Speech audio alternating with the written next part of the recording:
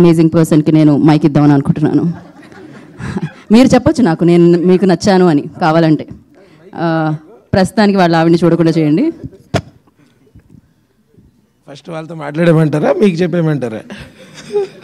వాళ్ళతో మాట్లాడేస్తా. Okay sir.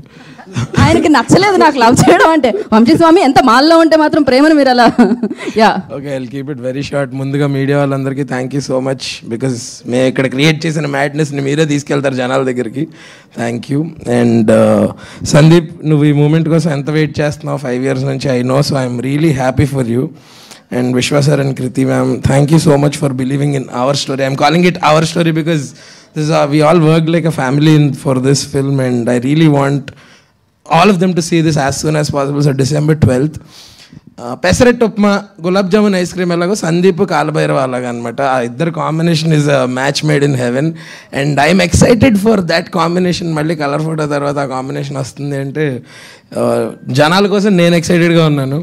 And coming to the 2 biggest strengths of the film, and pre రిలీజ్లో తను చాలా మాట్లాడాలి రోషన్ గురించి. తను చూపించిన రేంజ్ ఆఫ్ ఎమోషన్స్ కానీ యాక్షన్స్ కానీ is not at all like a newcomer. And ఈ అమ్మాయి ఫస్ట్ సినిమాలోనే డైలాగ్స్ లేకుండా అంతలా కన్వే చేసిందంటే ఆల్రెడీ కొంతమంది క్రష్ లిస్ట్లోకి యాడ్ అయిపోయినట్టుంది కదా. ఎదుగుతున్నారు ఇన్స్టాగ్రామ్లో, చూసాను ఇందాక. ఓకే, నేను ఆ అమ్మాయి ఇన్స్టాగ్రామ్ చూడాల, మన వాళ్ళు చూస్తుంది చూసా. ఈ డౌట్లు తగ్గించండి మీరు.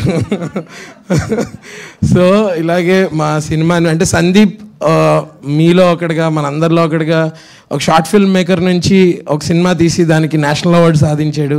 ఆ టైంకి అన్ఫార్చునేట్లీ కోవిడ్ అవ్వడం వల్ల మాకు థియేటర్లో మీ ప్రేమాభిమానాలు కనిపించలేదు. ఈసారి అప్పుడు మిస్ అయిందంతా రెట్టింపు చేసి మాకు ఈ సినిమాకి ఇస్తారని నేను మనస్ఫూర్తిగా కోరుకుంటూ December 12th మా సినిమా రిలీజ్ అవుతుంది. Please watch it only in theatres. Thank you.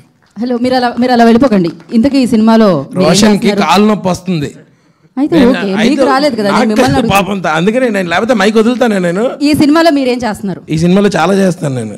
నాతో కూడా చాలా చేస్తారు వాళ్ళు. ఆయన అడగండి ఏమేం చేయించాడు. ఈ సినిమాలో మీకు గర్ల్ ఫ్రెండ్ ఉందా? ఆయన అడగండి. అంటే నేను చెప్పొచ్చో చెప్పకూడదు తెలీదు. మీ ఎగ్జామ్ లో ప్రశ్నలు ఆయన ఆన్సర్లు ఎలా రాస్తారు? సిలబస్ ఇచ్చింది ఆయనే కదా. అంటే టీచరే ఎగ్జామ్ రాయాలి అని చెప్తున్నారు స్టూడెంట్. ఇప్పుడు నాకు అర్థమైంది.